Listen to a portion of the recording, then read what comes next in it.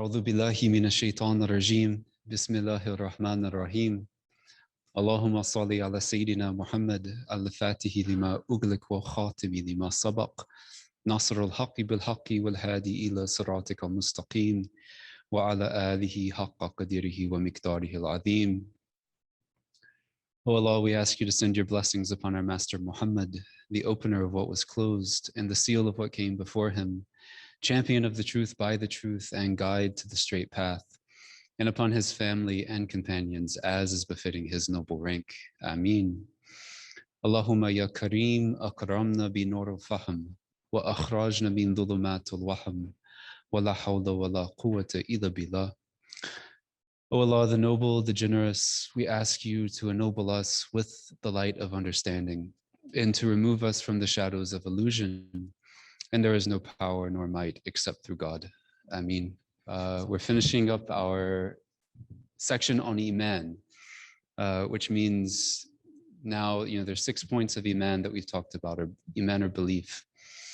And just to recap them very quickly, these are belief in God, his angels, his books, his messengers, the day of judgment, and the divine decree, both the good and the evil thereof, which is what we'll be discussing tonight, is the divine decree. More popularly known as predestination, although we're not strict predestinationists. There's some wiggle room there, but the divine decree, or in Arabic, qadr, is what we'll be discussing tonight. And so along with that, what we're going to discuss is, like that balance that we do have between strict predestination and free will, which is kind of like a classical issue that, is talked about very thoroughly in all kinds of different theologies, all kinds of different philosophies, right? We have our picture of that. We have our understanding of that. So we'll get into that. It also really, it addresses the problem of evil. Like, if everything happens by God's decree, then, what do you do with evil, right? The fact that there are truly terrible things that happen in the world. This subject kind of addresses that question. But we've been talking about each of these 6 points sort of in the context of like, why is it that we are asked to believe in these 5 other things aside from God? Like, what is it telling us about God that is so important to know that he actually commands us to believe in these things? And so we've touched on that for each of the topics so far. The example that I really like the most is like the prophets. Like, we have to believe in the prophets because belief in the prophets will correct you from having a understanding of God that gives you this picture of like this boogeyman in the sky. Like this God who is like waiting to judge you, waiting to punish you. No, like the prophets came with glad tidings, and they came to every nation that ever existed on the face of the earth. They are a demonstration of God's goodwill towards humanity. So you cannot believe in the prophets and believe that God is somehow vindictive, or that God is somehow like harsh and unmerciful. No, rather you must be convinced that God is a merciful God. Similarly with the divine decree, this tells us something important about God. And really what it does is it sort of completes our understanding of Tawheed, or of monotheism. Like, we say we believe in one God, but what exactly does that entail? We're going to get into like why the divine decree, or qadr, it sort of rounds out that picture. It gives us a full picture of what God's oneness is actually like. And, at the more emotional level, at like the level of more like lived experience, it gives us a sense of certainty that everything's in God's hands. Like, it doesn't matter what you may be going through right now. God has you. Like, you're in the palm of his hand. There is nothing that will overtake you that God has not already ordained for you. And that because he has ordained it for you, we necessarily understand it to be good for us in some way, even when we can't see it. So we're going to get into each of those themes. But I want to talk about the word qadr first, because this kind of gets at this balance that we have between predestination and free will. Qadr is a word that really denotes power. And I point that out to say that it does not denote will in the same way that we think of will. Whereas like God's will would necessarily override our wills. Like we don't have free will. Qadr is referring to God's power. So that what we understand when we are talking about qadr is that nothing happens except that he has empowered it to happen. And I really like, it would sound funny to translate the word this way into English, but I really like the word permission here. Everything happens by God's permission. Or you could say everything happens by his leave, right? This is kind of like a medieval way of talking. But like when a king would leave someone in charge of his kingdom while he's away. A good example of this is actually Robin Hood. Have you guys seen Robin Hood? So Richard the Lionheart, right? He's fighting in the Crusades. And he leaves his brother, King John, to rule in his place, right? King John is ruling by Richard's leave, by his permission. So that what's implied is like King John makes a ruling, it has the stamp of approval of Richard. That's implied, like I'm leaving you in my stead to rule in my place. The same thing is true with God's qadr, with the power that he gives us. We have to make a distinction between will and power.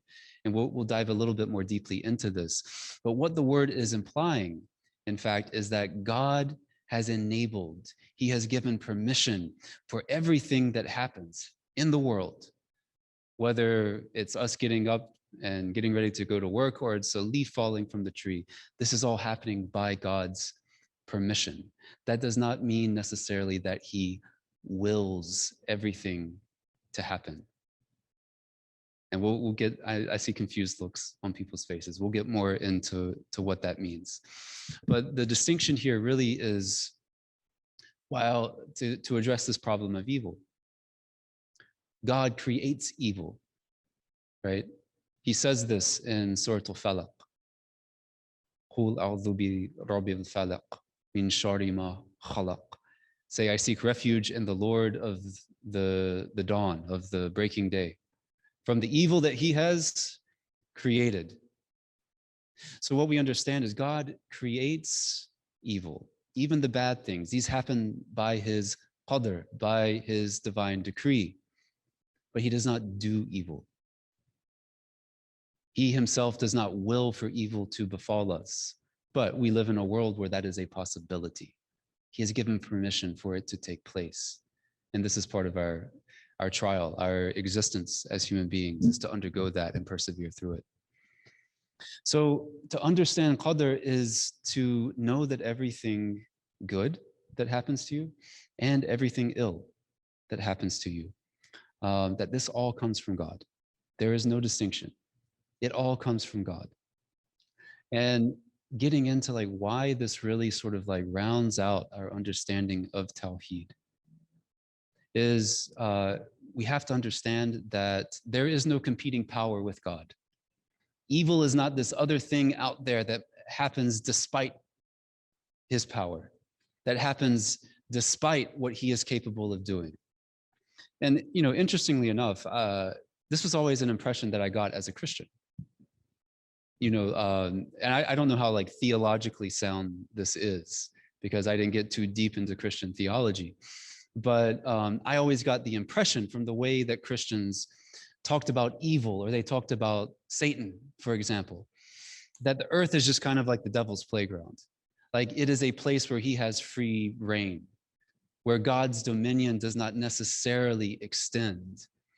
And that towards the end of time, there will be a genuine battle, right, between God and Satan for the souls of humanity, right? This is at the very least a theological impression that I got as a Christian. Whether or not that is sound Christian theology, I'm actually not too sure.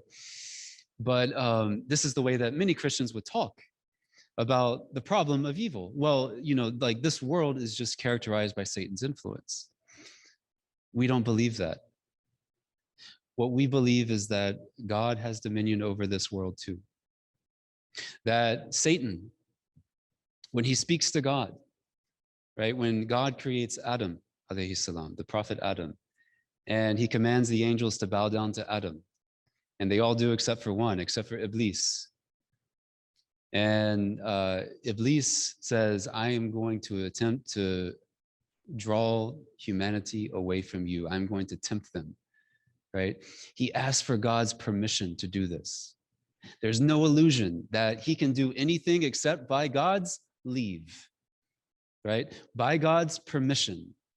Only then can he ask for respite. He says, give me respite, mean like give me some time to see if I can tempt away the sons of Adam away from you. And God grants him that. So that what we understand from that is that God's unity and the unity of his power and his dominion over all of creation is complete. It's solid, it's whole. There's no caveat to it. There is no way in which it is qualified or compromised. Even evil takes place by his leave. So when we're talking about the divine decree, what we are attempting to do is to establish a relationship of submission to God. It is not our job to fully understand how God's decree works. And even here, there's some nuance, there's some caveats. But ultimately, what we are to take away from this is a sense of peace, that everything that happens is happening by his decree, right? Nothing was a mistake, right? Like nothing happened on accident. Everything is happening by his decree. And there's a story that related to this theme that I really love. Not my story, it was related to me, but it illustrates, I think, what type of relationship to God's decree we ought to be cultivating. And this is a story that comes from one of our elders in the community. His name's Uncle Rafi. And Uncle Rafi, mashallah, became Muslim while he was in prison. And his mentor, like the man who brought him to Islam, was a guy named Big Muhammad. That's what everyone called him, was Big Muhammad. And Uncle Rafi talks about like the first time that he noticed like there was something profoundly different, like in a good way, about Big Muhammad, was when like the scuffle broke out in the dining hall at the prison.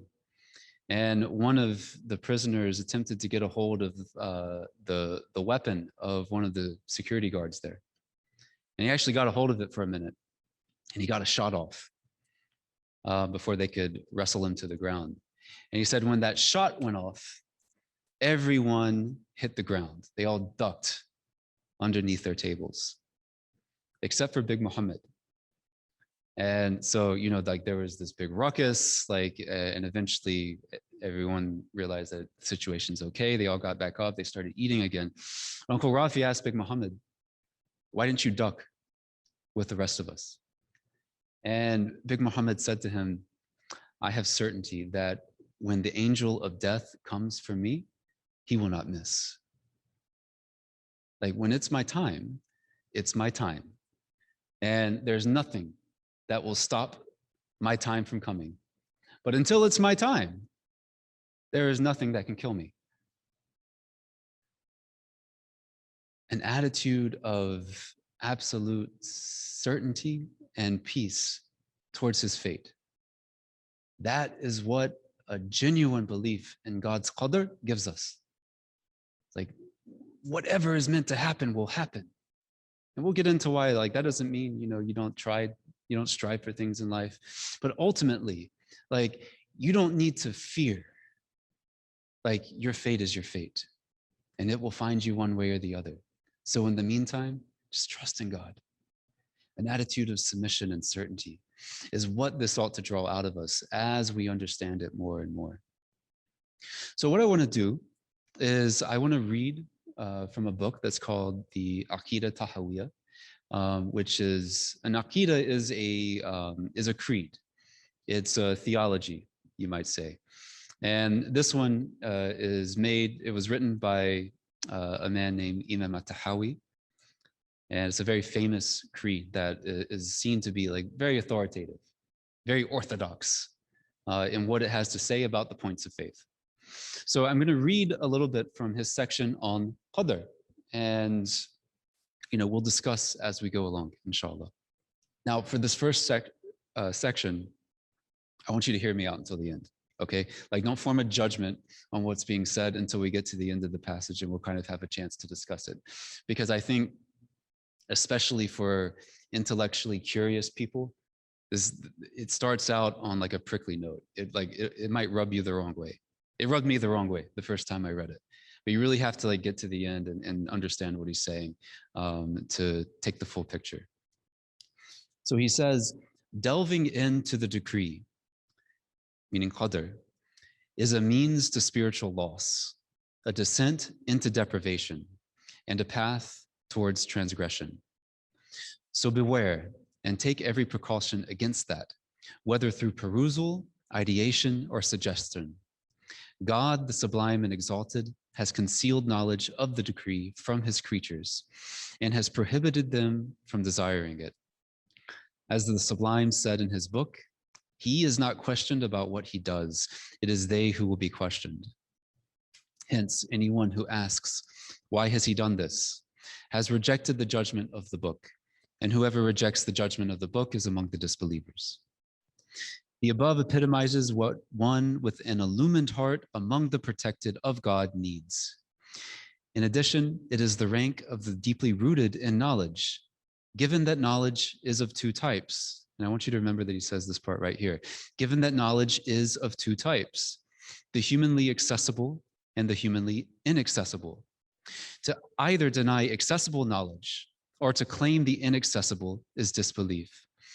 Faith is not sound unless accessible knowledge is embraced and the pursuit of inaccessible knowledge is abandoned. Okay, so first of all, he says delving deeply into this matter of Qadr is something that we ought not to do. Now, the Arabic word that's being translated here as delving deeply is ta'ammaqa, which means like really to like ponder, like to mull on, to like chew on an idea. It literally means to like go deep into something. Like if we say something is amiq, that's deep, right? A deep thought that we have comes from the same root as ta'ammaqa.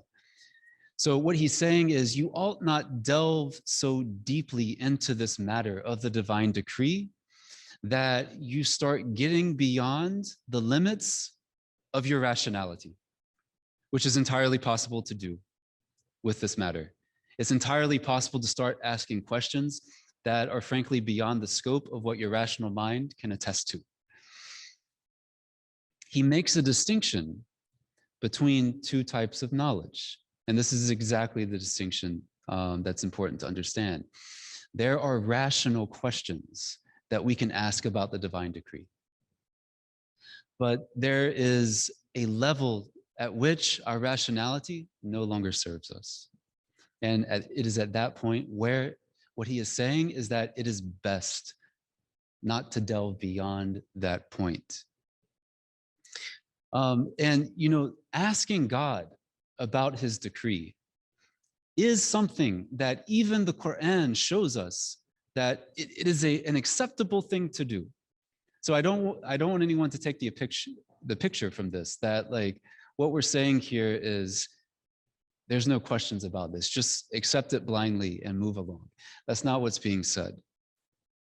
In that instance of Adam's creation, alayhi salam, that I mentioned earlier, when God creates Adam, the angels say to him, will you establish one who will commit bloodshed and sow corruption on the earth, while we glorify your praises and proclaim your holiness?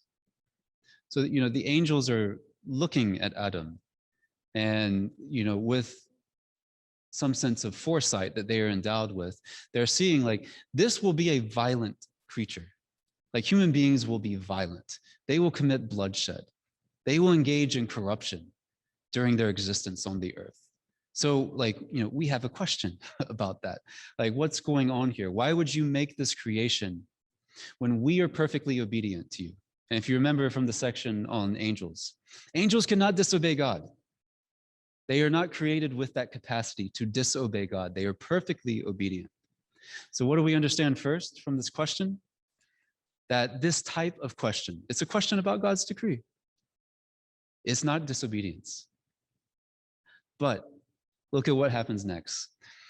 God says to them, I know what you do not know.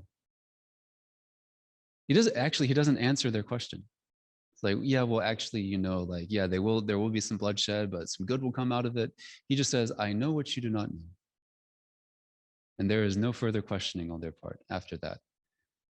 So the initial question there, it's not disobedience. Continuing to question God after he says, you know what, this is actually beyond you. This is not for you. This knowledge that you're asking about, it's not for you. Questioning beyond that point is disobedience. And so this is the distinction that we make. Because God has endowed us with rational minds, like we can think logically, we can ask questions that are rational and logical about God's decree. But once we get to the point where we have exhausted that capability, that's where we end. So, and we'll get a little bit more into like what that actually looks like. What can we rationally discern about God's decree?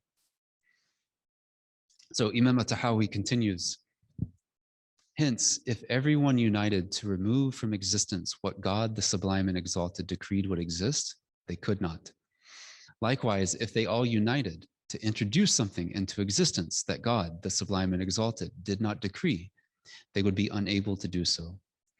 The pen's work is done concerning what was, is, and will be until the day of resurrection. And the pen here is referring to a creation of God that basically writes out what his qadr is.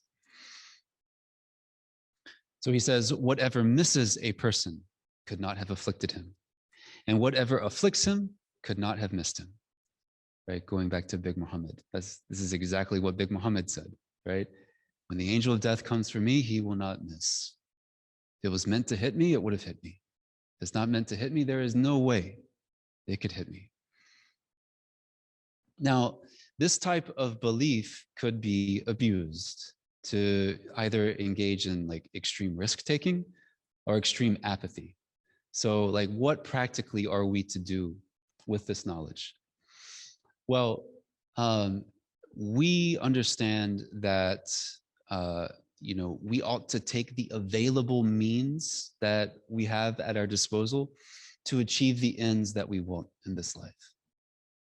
That this issue of qadr, this belief that we have, does not give us permission either to do things that are completely reckless, where let's say, the vast probability is that we or someone else might be harmed. It also does not give us the permission to just lay back and say, well, like I'm really hungry, it's lunchtime, but if God decrees it, I'm going to have a sandwich, right? We don't think a sandwich is just going to show up by God's permission.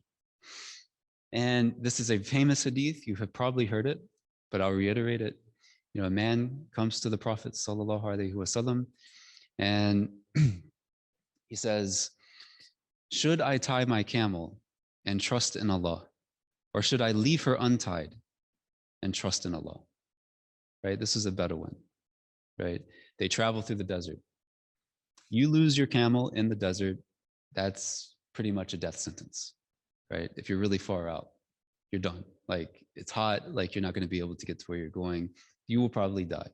So the man is asking, like, what does this belief in God's decree actually entail for me, right? When I'm traveling, ought I to trust in God and also tie up my camel so that it doesn't run away in the middle of the night? Or should I just trust in God? And it's like, if Allah wills it, the camel will be there in the morning. If he doesn't, it'll be gone. Right? The Prophet ﷺ said, tie her and trust in Allah. So take the available means to achieve the end that you want, and then put your trust in God. What we understand by this is we actually do everything that we possibly can to get what we want out of life. But that we understand at the end of the day, the results are not up to us. We do what is right? And we do what is smart, we do what is logical, but we understand that the result of those actions are not up to us. And understanding this, like you meet people who are like deeply at peace with themselves. They live this way. They absolutely live this way. Like, alhamdulillah, I have a great life. Beautiful. Like, couldn't ask for more, really. I didn't plan any of it. Right? Really, like I grew up in a church, for God's sakes. Here I am teaching a class on Islam. I never expected that I would go to grad school or marry the woman that I did. Like, it all happened despite, my efforts for things that were quite different, right? And yet here I am with a life that I could not have imagined. That's beautiful. But when you take this attitude, you understand, like, God's steering the ship. You have your desires, you ought to pursue them, but ultimately, whether or not you reach your destination, that's beyond your control. That's beyond your control. And that's a great secret to happiness. Similarly, like with the story of Hajar, alayhi salam, the wife of Ibrahim, alayhi salam. Right? Ibrahim takes them out into the desert, leaves them at the place where the city of Makkah now exists. And she's asking him on the way there, like, where are you taking us? What's going on?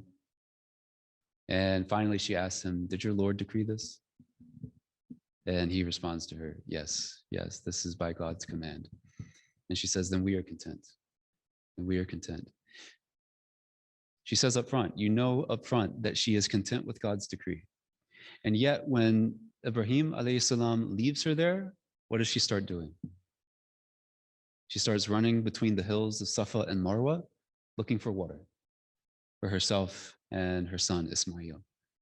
Why? She already knows that, like, God willed this. She already believes that means there is something good that will come out of it. But she doesn't lay back and just, wait for salvation. She starts looking for water. She knows that they need water. It's a desert, right? And that's where the well of Zamzam that we have down to this day comes from, that feeds millions of pilgrims every single year.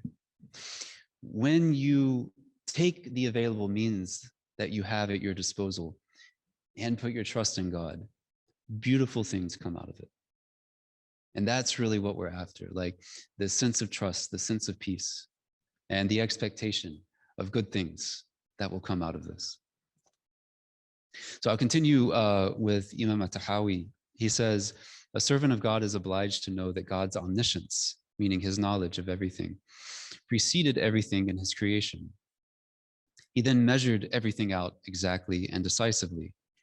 There is none among his creatures, either in the heavens or the earth, who can nullify, overrule, remove, change, detract from, or add to his decree.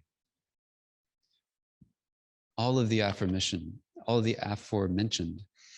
is part of the doctrine of faith, the principles of knowledge, and the assent of his unity and sovereignty as God, the sublime and exalted. As he said in his book, and he created everything and determined its measure. And he, the sublime and exalted, also said, and the command of God is an ordained decree. So getting back to this idea of it, like completing our understanding of Tawheed, that when we understand that God is one, what we are saying is he is absolutely one in his power, so that this creation that we inhabit, there is nothing that happens except by his permission. It's all down to him. It's all down to him. Now, I mentioned a little bit about like the good results that come out of accepting God's decree, still doing everything in your power to get what you want out of life, but accepting that the result is out of your hand. Imam At-Tahawi is saying there is extreme danger in not accepting this, in being sort of possessive over what the results of your actions are, or questioning so far that you really get beyond the limits of what you're capable of understanding. And this is absolutely something this is absolutely something that I think we can observe, right? Like, it may sound abstract, but I think you can observe this in people's lives. When tragedy is, you can usually see this when tragedy befalls people, right? Because oftentimes when something tragic happens to us, we start asking the question, why? Why me, right? How often have we heard that question? When something tragic happens to someone, why me? Like, why did this happen to me? Now, that's not necessarily a bad question to ask. I think it's very natural. It's a natural impulse for us to have. Like, why did this happen to me? Why did this happen to the people I love? But when we get to the point, and you can observe this in people, when people get to the point where they conclude, this should not have happened to me. Actually, no, like this is something beyond your control. This should not have happened to me. People actually descend into a very dark place. They become angry and combative with the entire world around them. They become angry and combative with their loved ones. Like, this should not have happened. And what do they start doing more often than not in these situations? They want to assign blame somewhere. And that's incredibly destructive. This is the danger that Imam At-Tahawi is talking about. It's like, when you go beyond what your knowledge is, like, clearly this was decreed for you, but you question it to such an extent that you say, it should not have been decreed for me. That's why it takes you to a dark place. I mentioned last week that during our discussion on the Day of Judgment, that I lost one of my nephews. About 2 years ago, I lost one of my nephews. He was born prematurely. And in fact, this was a situation of medical malpractice. It was a situation where, had a doctor that was taking care of my sister-in-law actually done his due diligence, my nephew probably would have lived. Now, to sort of give you like the opposite example of what an acceptance of the divine decree actually does and how beautiful it is, let me tell you what happened with my brother and my sister-in-law. Not once did I see them ever say, why us? They never said, why us? And they certainly never even came close to saying, this shouldn't have happened to us. They lived in the moment, and while their son was still alive, they nursed him, they took care of him. And at his funeral, they got up and they said the most beautiful words of gratitude to God. And they're Christians, by the way. They're Christians. But you could tell that they had an absolute sense of peace about what had transpired. And I'll tell you, like, I'm his big brother, right? I've been there sort of watching out for him, protecting him my whole life. That was the first time I really felt like I was looking up to him, because what he did in that moment was an act of profound beauty and extreme strength, right? But he accepted God's decree throughout that entire trial. And if you've ever seen something like this happen, you can see it go both ways. You see how destructive it is when the decree is rejected, because it leads a person down an anger, a path of anger and a path of blame and lashing out. The opposite, it leads a person down a path where they become stronger. And that tragedy that befalls them does not destroy them, rather they grow from it. This is the point. This is why Imam At-Tahawi says it's dangerous to reject or to try to delve into this matter to go too deeply into it beyond what you're capable of understanding. So yeah, this is something I've seen in like mentoring people here at Tatlif as well. People who have questions. Like I had a brother come to me who was having like some doubts about his faith. And he asked me the question. He was like, if Allah really wanted us to know that like the Quran is his word, instead of putting the words in a book, why didn't he just write it across the sky? And I'm like, I don't really know how to answer that question. Like but you're asking like a question about God's decree. It's like, why did he choose to give us revelation in the form of the written word instead of like some sort of like celestial event where, like the stars write out Bismillah or something like that, right? I don't know the answer to your question, but that's because I don't have the capacity to answer that. Nor do you really have the capacity to ask that question in a coherent way. It's like disagreeing with gravity. You accidentally step off a cliff. We don't ask, why do we fall? Well, I accidentally stepped off a cliff. No one asks, well, why did I fall? But we just say, well, it's gravity, right? We call it a law of nature, right?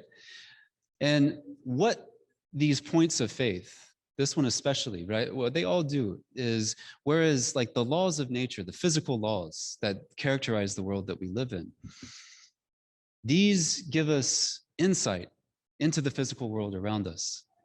These points of Iman are giving us insight into the metaphysical world. It's like you understand these, you adhere to these. These are your metaphysical anchors, where you can think, you can believe clearly and correctly. Same as like with the laws of physics. You understand the laws of physics, you can understand what happens in the world around us in a clear manner. That's what Allah is giving us here with these points of faith. Okay, so let's get into free will, because this is always the question. It's like, well, if God has his decree, then where is the room for free will?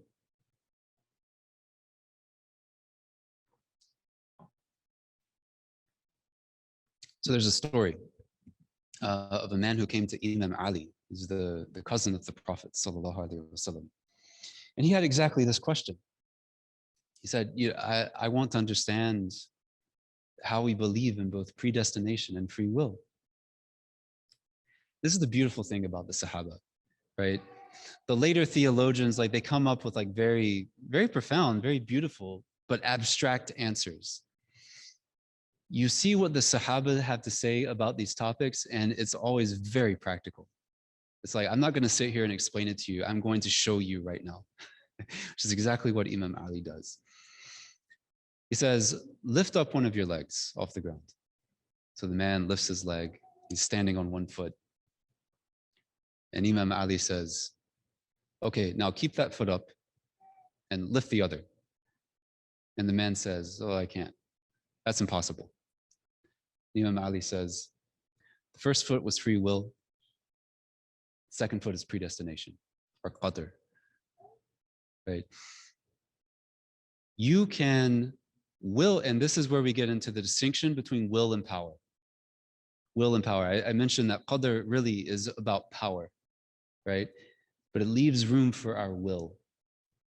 God gives us the power to lift one of our feet up off of the ground, right? He gives us the power to do that, and through our will, if we will that, we can do it. He has not empowered us to lift both of our feet off the ground and, like stay there, right? We'll fall. So that is beyond the scope of our will. So these two things are separate, will and power. And understanding that separation really is the key to like understanding where our free will comes into the scheme of God's qadr, his power. I'm seeing lost looks, so I'm going to give you another example. So 8 birds are sitting on a post, or they're sitting on a fence. 4 decide to fly away. How many birds are left?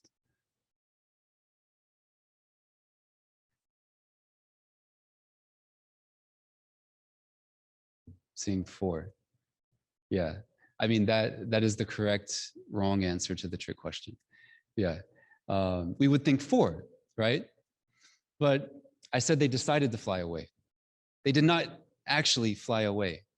To fly away, they would have to muster the will. They would have to actually physically enact their will and start flapping their wings to fly away. There's 8 birds sitting there because I just said they decided to fly away. Our will is not on par. It is not commensurate. It is not equal to our power, right? I could have the will to fly up to the ceiling right now. God has not given me the power to do that.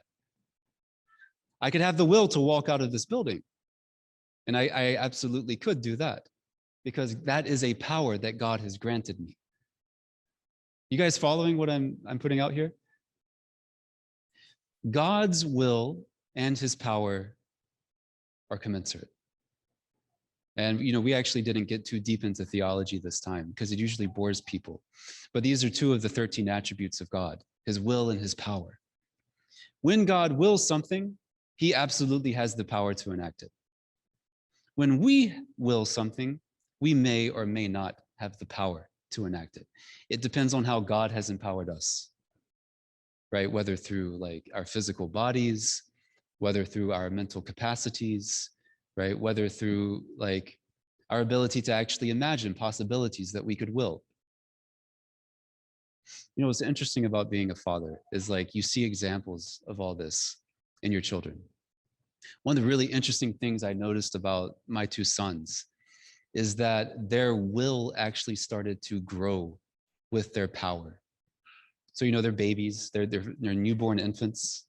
All they can do is lay there. They can't really do much else. You put an infant on the bed, you can walk away. And until they start getting the ability to roll over, that they'll be right there until you come back. Now, the thing I noticed is that newborns, they don't have a will for much of anything except eating and sleeping, because that is all that is within their power to do. Now they start becoming mobile, like this guy back here, mashallah. They get mobile and they start developing a will for all kinds of things. Usually like, your phone and things you don't want them touching. Anything that comes into their immediate vicinity is like, oh, I want to touch that. I want to grab it. I want to take your glasses off your face and get my little fingerprints all over it. Their will starts to grow the more that their power develops, the more physically capable they become. Now, we have wills because, we have imaginations. We have wills that go beyond what our power actually enables. And so we have a certain amount of free will. When we will to do something and we embark on that journey to actually go get it, what we understand in our theology is that God has empowered us to enact that will. The power is not our own, but the will is. So everything happens by God's qadr, by his power. But the things that we will, those are indeed our own. We can will anything that we want, even things that are impossible for us, like flying around the room, for example. We can will anything that we want. But it is God who gives us the power to actually do things that we want to do, or he deprives us of the power to do things that we want to do. That's how the 2 mesh up in our theology. And hopefully that makes sense. Hopefully that makes sense. But this also plays into the question of evil, which we've addressed a little bit. It's like, why do bad things happen? I mean, and we live in a world where truly terrible things happen, right? Just geopolitically, over my time as a Muslim. I lived in Egypt, Yemen, Syria, like places you can't go anymore. Why? Because terrible things have happened in those places, right? Like there are places in Syria that just don't exist anymore the way that they used to. Alhamdulillah for me, I got to see a world that I had no idea at the time, but it was slipping away, right? But these places were, the people in these places, especially, like they were the victims of incredible evil, right? Like the famine that is ongoing in Yemen is unspeakable. It's unspeakable. But it is through this distinction between will and power that we actually understand the problem of evil. In theology, we would call this theodicy, like the part of theology that addresses evil. It actually literally means the justification of God. It's like, how can you believe in a God? This is a very common question that you hear from people who do not believe in God. Like, how can you believe in a God who allows such evil things to happen? Well, our will is indeed our own. We can use it as we wish. It's up to us. God has enabled us through his power to use that will within certain limitations as we wish in this world. We understand through this that God has created evil. He does not will it to happen. He doesn't want bad things to happen to people, but part of the trial, part of the test of this life is that they do. They do happen. And God tells us how we ought to respond to this over and over in the Quran. Be patient, persevere, see your way through it, find your way to a place of gratitude, right? But this is part of our trial as human beings. And, you know, mashallah, at the end of the day, this is one of the things that makes us worthy of Jannah, of heaven. But that is how we address free will and predestination and the problem of evil. It's actually the same mechanism. It's that distinction between will and power. So I'll leave it there, inshallah. That is the divine decree. That wraps up our section on Iman, which means, you know, we're going through the hadith of Jibril, alayhi salam. So Jibril asked the Prophet, sallallahu alayhi wasallam, what is Iman? We've covered that now. He asked him, what is Islam? And then the Prophet says, sallallahu alayhi wasallam, that it is to testify that there is nothing worthy of worship except for God, and that Muhammad is the messenger of God. It's to establish the prayer, to pay alms, to fast in Ramadan, and to go on Hajj, if you are able to do so, to go on the pilgrimage. So over the coming weeks, we're going to discuss what is more commonly known as the 5 pillars of Islam, right? But really, like, these are our acts of worship. And so what we'll be getting into, whereas the articles of faith, the 6 points of faith that we have talked about, these are something that we use intellectual tools to understand. We actually use logic and reasoning to understand these things. When we get into the acts of worship, we're using our legal language. So not only we will be talking about the 5 pillars, but we will be talking about the Sharia, our divine law. And so we're going to talk a little bit about what the language of the Sharia is, so that as we go forward, we understand, like, you know, when we talk about the prayer, we can make distinctions between things like obligatory prayers and recommended prayers. We can make the distinction between obligatory actions and forbidden actions. We'll be speaking in this language going forward, inshallah. All right, we'll end it there, inshallah. أعوذ بالله من الشيطان الرجيم بسم الله الرحمن الرحيم والعصر إن الإنسان لفي خسر إلا الذين آمنوا وعملوا الصالحات وتواصوا بالحق وتواصوا بالصبر آمين